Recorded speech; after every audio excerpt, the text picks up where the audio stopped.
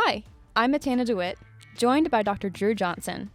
Welcome to Discover Your Roots, a podcast that will give you tools for understanding the Bible in its original context and its wisdom for today. Let's get started.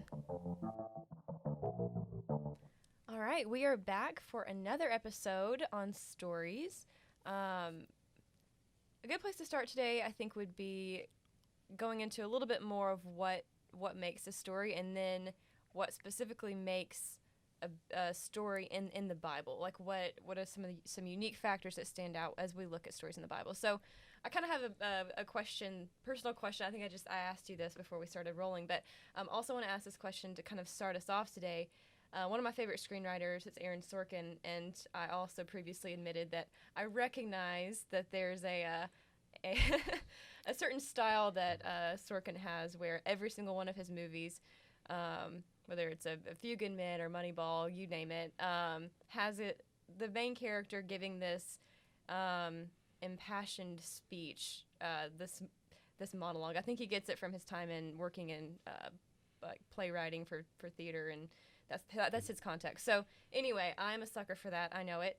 But he has this way of talking about storytelling that I find really interesting, where he defines a story as a character who wants something and has to overcome an obstacle to get it. So as we think about storytelling within the framework of conflict resolution, how do we, with that definition of storytelling, how does that work with our working definition of storytelling and stories here? The basic structure of story kind of remains unchanged no matter what we do, and except for postmodern movies, which everybody hates because they rearrange or deconstruct the structure of story. But you have some kind of setting in which characters encounter some kind of conflict that rises to sometimes a climax, but always a resolution. And sometimes the climax and resolution are jammed together. Sometimes they're separated out from one another. We'll see a story like that in the Bible here in a minute. So beginning with the character's intentions doesn't get you out of that framework. It really is just the entree into that framework. Interesting for our purposes that is in Scripture, the internal motivations of characters is almost always obscured from us. We don't know what they're thinking or why they're thinking it. So I get, when I teach Hebrew Bible, and we've gone from Genesis up through Samuel's, and it's, all this story with very little to no internal motivation being explicit. And then you get to King Saul, and Samuel comes down and calls him out and says, "Though you are little in your own eyes, are you not the governor or the king of Israel?" I think the governor of the tribes of Israel or something like that. And it's one of the first times that you have this very clear, I know your internal struggle here.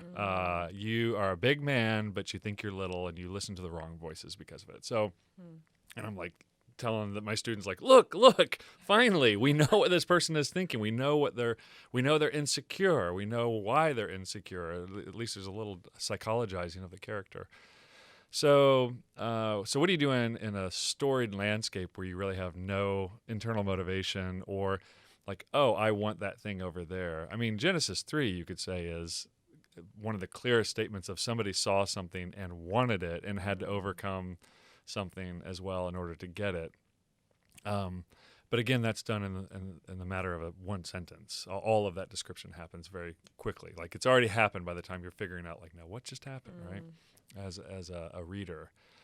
So I think we can think of the structure of story as the immovable pieces that have to be in play for various reasons that we'll talk about here. And then we can talk about the various and creative ways that you come into that story, right? So you can have a story where somebody is trying to figure out who they are. That's the big story that the movie's telling or the book is telling. But the director might drop you in right in the middle of that story and then back up and go to the beginning. So I think we're talking about styles and techniques versus the actual structure of narrative itself.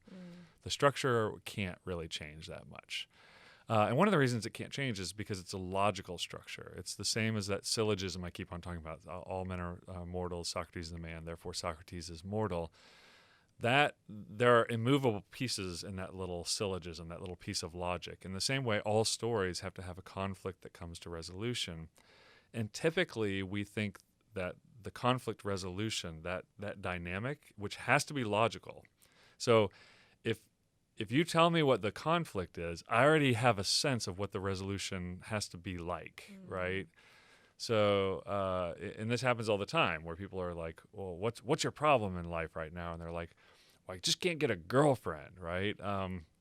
You're like, well, what do you think that's going to do for you? Well, I think it's going to make me rich. And you're like, wait, those two things, don't fit together. Those aren't logically connected. So this is very tricky because we get very distracted by lots of things going on in stories and scriptures. And so I think we need more training. This is one of my literature colleagues said, one of the reasons Christians tend to be pretty bad readers of scripture in some cases of story is because they don't really understand how to read story in general, and they don't think enough about the structures of story. So that's probably what we ought to do now, is think about the structure of story. Yeah. So you mentioned that that logical structure. I know that story can have this ethereal, intuitive feel where some people may think, well, it's either a good story or it's not, but there's more to it than that. Right. So can you kind of talk a little bit about what is the more to it? Like what is a logical structure of story, and specifically how does that show up in the Bible? So the logical structure is that simple conflict that's stated, rising tension, and resolution. That's the structure. It's pretty simple. Along the way, again, like we said last episode, with math problems and logical problems, exactly which are the premises and which are things you can toss to the side. In story, you figure out the premises as you go along. You see it, we're working towards a particular resolution. And the resolution can often cause you to reorder everything you knew in the story. So I think of Fight Club is a great example. I wouldn't necessarily recommend everybody watch that, but if you have the stomach for it, there's information at the end of this. The resolution to the story at the end causes you to reorder every piece of information in the entire story. Like Shutter Island too. I haven't seen that. Okay, that's a DiCaprio one, but also a little bit. You have to have the stomach for it. Yeah. So this is a very popular technique now in movie telling, is to have this big. We might even call it there's a name for this, where you have a big turn at the end, or you have a big turn at somewhere. You realize somebody who you thought was your ally the whole way through, it turns out to be your enemy, or and it causes you to reinterpret everything up to that point. So, but just the fact that it causes you to reinterpret already implies that there's a logical structure that you thought was one way, but now that you know what the resolution is, or now you know what the new conflict is, you reorder everything in light of that. So let me tell you a story, and then it's a very simple story, and then we'll think together.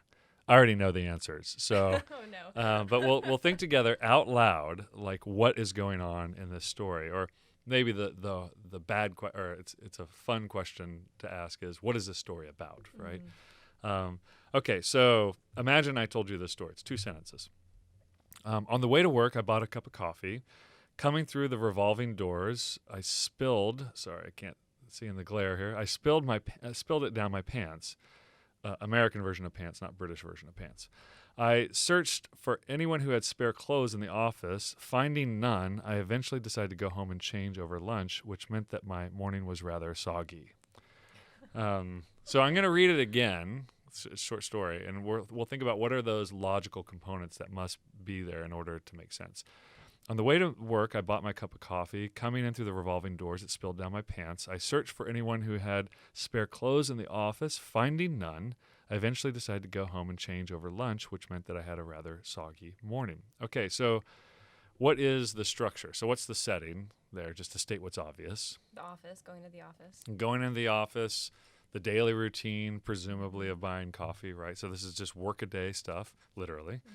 What's the conflict? Spilling coffee. Okay, you nailed it. First try. Ooh, yay. Spilling coffee. Well, let's be more specific. So not just spilling coffee, but spilling coffee down pants. Down my own pants, your own right? pants. Yeah, exactly. Which creates this search for a remedy, which the remedy in this case is, well, the remedy was presumed to be what? Another pair of clothes. Yeah. Another pair of pants. Another pair of clothes. You search for them in the office. Can't find anybody who has spare clothes. Which is, by the way, when you work in New York City, where a lot of time people come in from out of town, like people keep spare clothes in the office. I'm like, that thought did cross my mind. I'm like, man, I don't know if that would be a solution I would find for myself in Allen, Texas. Yeah, I often will keep a spare tie, a spare shirt or something. So, sense. yeah. So what's the resolution? finding none, going home to change, and having a soggy morning. Okay, so soggy morning is technically, we would call that part of the continuing action, the after effect. Like, and they lived happily ever after, except the in this moral case. of the story. Yeah, okay, so let's think about that. So here, I'm going to give you a multiple choice question because people love those, right? What is this story about? A, wasted lunchtime. B, clumsy me. C, dry clothes at home. Or D, soggy morning. I would say D, soggy morning. Okay, soggy morning. So now we can put this to the test. Is this really about a soggy morning? All we have to do is look at the conflict and resolution. All that other stuff is interesting, and it might help us sculpt out or fine-tune a little bit. But really, we just need to think about the conflict resolution. Conflict is spilled coffee on my pants and found none and decided to go home, right?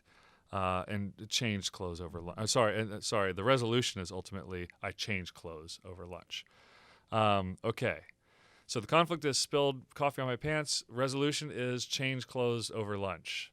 I'm going to give you another choice, another chance here. In other words, you're wrong, Matana. No. I just want you to think about so if the conflict is spilled coffee, change clothes over lunch, is this story about a wasted lunchtime, clumsy me, dry clothes at home, or soggy morning? Maybe dry clothes at home. Okay. Should I read the choices again? No, I want you to question. I'm intentionally trying to get you to question yourself here, because I think this is part of it. Like, sometimes stories, when they're reasoning with us, we have to think more carefully about exactly what techniques and what they're doing, what they're placing where. Yeah, so the issue here is that I had to go home, and we get this addendum that I had a rather soggy morning. And the question is, we can say lots of true things about this story, like clumsy, like all of those things: wasted lunchtime, clumsy me, dry clothes at home, soggy morning. Those are all true things. The question is that what the story's all about? So we could also read this story as not just arguing with us, but lecturing us. So this is kind of what you call the ought dressed up as the is. I'm just going to describe something to you. So, like, your mom in the morning saying, Drew, it's 8 a.m., right? She's not just telling you a fact about the time, right? She's like, she's saying something that is true, but she's saying it in a way that has an ought aspect to it. So, the ought could, I could be like, this could be a Robert California moment, like, Matana, I want to tell you a story. I was coming in, right? And what I'm really saying is, like, careful with coffee and revolving doors, or careful with liquids and revolving doors, or don't buy coffee. Maybe that's the point, or maybe keep a change of clothes at work, right? That would be the other one. These are all derivables. These are all things that you can that seem to be circling like vultures over the story, like as a possible lesson. And I can think about bad preaching that happens from the story. So imagine if that was a Bible story, right? There once was a man from Tekoa who spilled wine on his loincloth on the way to work, and finding no loincloths, right? He's searching up and down in the farm. He could find no other loincloths and had to go back to his house and try it out, whatever. So when we talk about the point of the story, the way we check is we just keep on going back to the conflict resolution, because those are the two things of all, think about it this way. Of the thousands of things the narrator could have put as the details relevant to the story, they chose these things. Going back to John's statement, right? Of the many things I could have said about Jesus, they would have filled books, but I chose these things in order that you might be confident. So what did I choose here? I have to remember, what did I choose? Spilling coffee on pants that gets resolved by a changed clothes over lunch. What did you ultimately say? What's the story about? Wasted lunchtime, clumsy me, dry clothes, soggy morning? My first guess was soggy morning. Okay. Yeah. So certainly soggy morning fits. I think it's a possibility. I think wasted lunchtime, this is where we go like, well, is wasted lunchtime or soggy morning a better one? And what are the indicators in the story that they seem to care more about spare clothes, or maybe dry clothes at home, right? Or dry clothes in the office, trying to find a way to save time in this getting the solution, basically. Yeah. So these are kind of factors that we're weighing on several axes now, like, what are the details of the story? What's the logical conflict that comes to resolution? And then also, like, who's telling me the story and why are they telling me the story, right? So stories are told by someone to someone. And that's never accidental. I mean, the stories I tell my children are not the same stories I tell other people, or not the same stories I might tell my dad or my students. So these are all like basic techniques for thinking about how story is crafted and what it might possibly mean. And when I say bad preaching, I can think of lots of ways to bad preach this story. So you can imagine if you're someone who constantly spills coffee on yourself, or you spill liquids on yourself, you might read the story and identify immediately with the character and go like, oh, that's me. And then go off and like, oh, this story is, they're trying to get us to imagine just that coffee that's initially so burning hot, and then it turns cold weirdly. Why does it get cold so quickly? They're trying to, they're really, like we all know that why does cotton absorb so quickly and it just sticks right on you? And why is it that, just having wet clothes on is so annoying? Like what? You can imagine if you identify too closely with the character, you go off in all kinds of directions. You notice what I'm doing. I'm inventing stories and putting them in the gaps of the story, or I'm getting caught up on the shiny object because I know what it's like. And maybe all of those things could be true. The question is that what the story is all about? Is that why the author chose to tell us the story, and in this particular way? There's also, if we were to preach this story, I mean, I want to point out, because people are like, preach this story, but it is stories like this that are made, I mean, the Bible is made up of stories like this, very simple, strung together stories that make bigger stories, the stories of the lives of these people, Israel. And so in some ways, it's not really that much different than the stories we find in Scripture. But you can imagine bad preaching that kind of doesn't acknowledge the conflict resolution and wants to talk about how immoral we are because we never keep changes of clothes, and I mean, even if it's right, like the way you get at it from the story, it might be hung up on a particular shiny object of the story, or the temperature of the coffee, or something like that. It's like that. What flavor were the Tic Tacs that got stolen? That that kind of question. And what happens when we identify too closely, or we ignore the conflict resolution tension, or we get absorbed in a shiny object within the story, like we just can't let it go. And anytime I teach interpretation and we go through stories, there is always somebody or somebody's who literally cannot let something go in the story. And they're like, yeah, but this is what really awoke me. My like everybody has some transformational moment with any story you tell from Scripture. You're like, well, I'm glad that happened for you. That's just not what the story is about. Like, one thing I know, that's not what the story is about. So, we're talking about allowing the biblical author turn the volume up on their voice, which means we allow them to tell the story the way they want to tell it. We don't inject stories where there are gaps. And we honor the structure of the story that they've given us, not the structure that we wish they would have given us. And we'll look at two stories here that definitely have we wish they would have given us something else or more or something different. Are you ready? Yeah. Okay. Let's do it. So let's go full Bible story, both in Genesis, because Genesis just has classical Hebrew prose and storytelling in it. So we'll begin in Babel. And so I don't have my Bible with me. In fact, my Bible is outside. Okay. Are you doing? You can do a block cut here. I refuse to read off of a phone. Oh, okay. In principle, yeah. Sorry, Cade. So while Cade retrieves my Bible, thank you. I actually think we should leave this in. Yeah, no, we should absolutely leave this in. Welcome to real life. This is what Shout life out with to Drew Cade, is our like. producer, Yes, yeah. Who is manning all the tech. Oh, Have you? That's great. Hello, Cade. So we go to Genesis chapter 11, this great little story that ends the first section of Genesis. And if I were just to ask you from your memory, like, what's the story of Babel about? What do most people, not for you, what do most people on the street say? Yeah. Just associate myself Yeah, with this, right?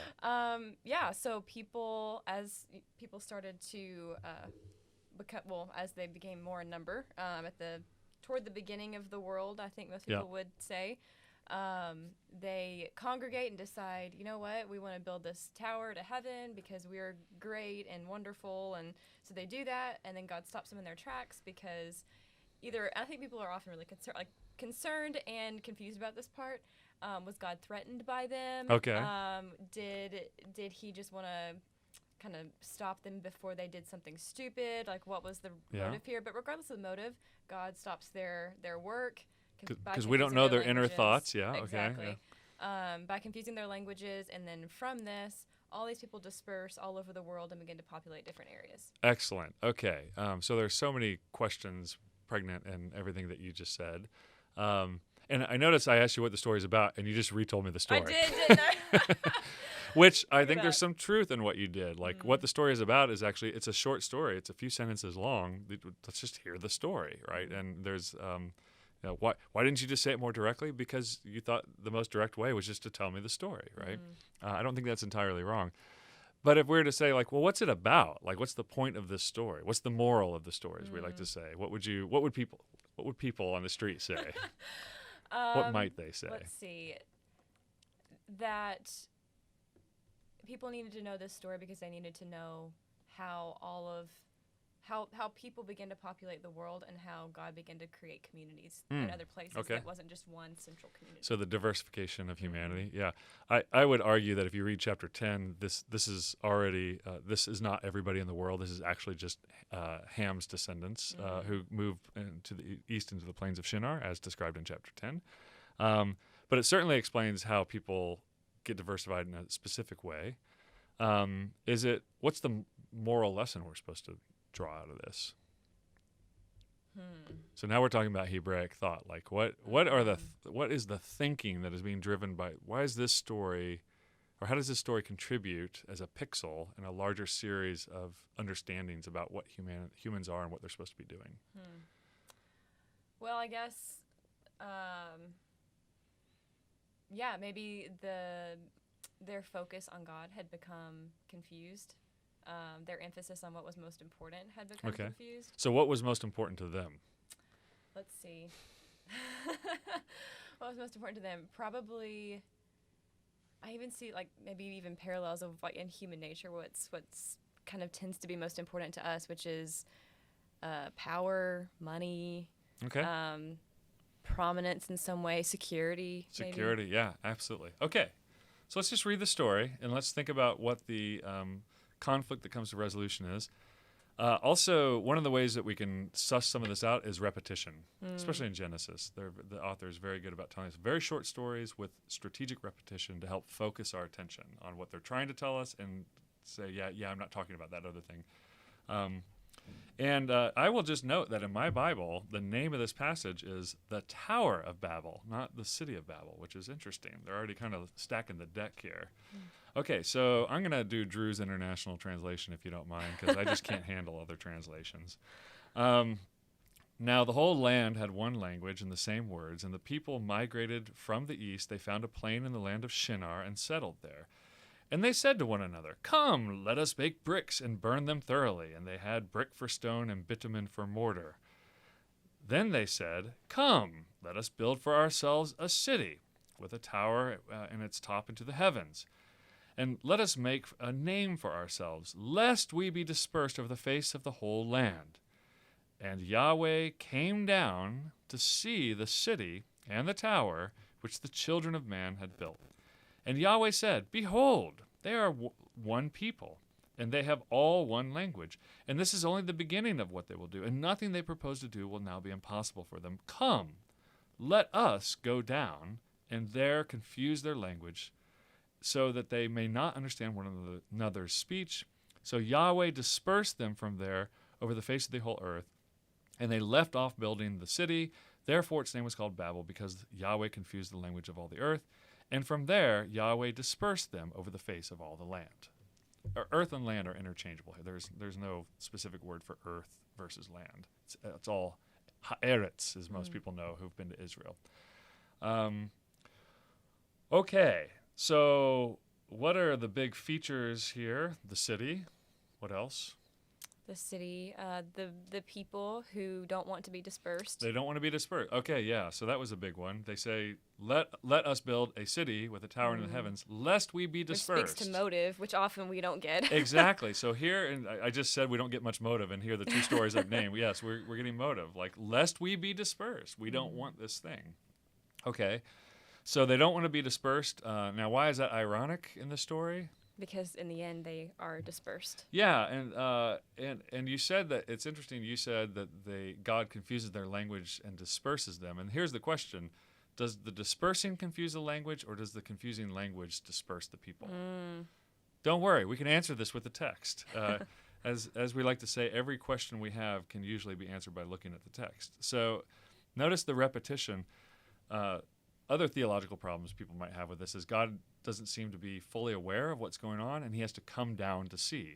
He does this again in Genesis 18. Like, let me go down to the land of Sodom and see if the outcry that's come up to me is altogether true. So we see this God who has to come check things out for himself. And the irony is they're building the tower up into the heavens, and he has to come down. Let me come down and see what these people are doing. Excuse me. So he says, let us go down there and confuse their language. It doesn't actually say how he confuses their language. You just get this repetition. So Yahweh dispersed them from there over the face of the whole land. And then the last sentence, and so Yahweh dispersed them from the face of the whole land. Now, if you were to say, what's the conflict that comes to resolution? Conflict is like, uh-oh, what's going to happen next? Resolution is like, all the gas is out of the bag. Like, we feel like everything is, like, whatever was going on here, it's now settled. So what would you say is the conflict resolution? I would say the conflict comes whenever God decides to come down and see. Oh, interesting. It could be wrong. Okay, so now this is great, because now that you've given me that as a conflict option, I can already tell you the possibilities for the resolution. If it's he's come down to see, then the resolution is, and he saw. Okay. That's a little short-sighted it for limits a resolution. Pun intended. So maybe the conflict is the motive, not wanting to be dispersed. Okay, so we can test it. So if not wanting to be dispersed, then either they will be dispersed or they won't be dispersed. Does the author take the narrator here, do they seem to care about the issue of dispersion? Seems like it. And why so? Let's just state what's obvious. Because that's how it ends. Well, at least this bit of the story. Yeah, this is how it ends, and with a repetition. So Yahweh dispersed them from over the face of the earth. And it's called Babel, then a note, so Yahweh dispersed them from all the face of the earth. When we see a repetition like that, point.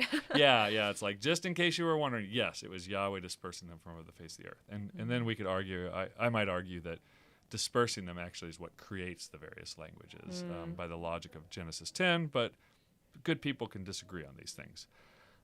So here we go. When we ask what this is about, it's the fear lest we be dispersed. So Yahweh disperses them. So whatever we want to say about the story, it has to primarily account for the fact that the author, of all the things they could have described in here, the tower, I would say the tower is the big shiny object. The fact that it's built of, actually for ancient Israelites, the fact that the city was built of clay brick or dirt brick, that would be a big shiny object too. Notice it says they had, let's see, how do they translate it here? Brick for stone and bitumen for mortar. That already presumes whoever wrote that thought that stone and mortar were the normal construction tools, and look at these weirdos. They had this other construction tool. So it seems to be something pictured from somebody sitting in the land of Judah, who's used to stone and mortar for constructing things, and they're like, yeah, but over there they use mud bricks. How weird, and bitumen for their mortar. So at the end of the day, we could say lots of things about what this, we could say several things about what this story is about, but anything that we say that tries to create a new story and inject it in, or ignores the fact that their concern about being dispersed is exactly what God does to settle the problem in Babel. Anything that ignores that conflict resolution is in some way ignoring the voice of the biblical author here. They set these things in tension and doubled down at the end to make sure you knew this is the focus of this story. And we'd have to move from there to think about more carefully, like, well, so what is the thing? And you mentioned security, fame. Fame and other things might be ways of creating security for themselves, but certainly there was a desire to create security. Insecurity is being dispersed, and so we could say things like trusting God even in being dispersed. And we see this with Abraham. It's the very next chapter. They're trying to make a name for themselves. Very next chapter is a genealogy of a guy named Shem. Literally, the guy's name is Name, like a guy named Guy. And then Name's children end up in Abraham, and God. And the very first thing we see God saying to Abraham is, "I'm going to make your name great," right? And so these are not accidental features tying these two stories together. And we could say, yeah, there's something about being dispersed, filling the earth, being fruitful, multiplying, filling the earth that requires some kind of trust in God that you don't need to require your own security for. Almost like how Abraham became a sojourner, where he didn't have like a place, location, a tower. Yeah, it's interesting. And everything we just said there doesn't require any focus on the tower, the Tower of Babel. It's interesting, but not necessary. Okay, one final story, because it's a juicy one, to seal the deal here. And this is probably like one of the most distracting stories in Genesis. I'll just admit it right out of the gates. And we can do it very quickly. It's called the Akedah, the binding of Isaac, Genesis 22. It begins with this banger of a sentence. After these things, God tested Abraham, saying to him, Abraham, and he said, here I am. He said, take your son, your only son Isaac, whom you love, and go to the land of Moriah and offer him there as a burnt offering on one of the mountains of which I shall tell you. So many interesting things going on here. This story then describes how he takes his son with his servants and a donkey saddled with the instruments for sacrifice, and how they head along to this place. Notice we don't know where this place is. And Abraham doesn't know. He's like, just go and I'll show it to you. And so there's this really interesting thing about obscuring the place until he sees it, and then he sees the place. And then the other thing I find interesting here, it's only 9 sentences long, this whole story. And in it, every single mention of Isaac or Abraham, it's Isaac, his son, Abraham, his father. My father, yes, my son. I mean, did we need to be reminded how these two people were related to each other? That Abraham and Isaac were father and son. And it's just over the top, repeated. And then you hit this one little spot where they see the place, and he says, stay here. Me and my son will go over there. And then he takes the wood, he takes the knife, he takes his son, he lays him on his son.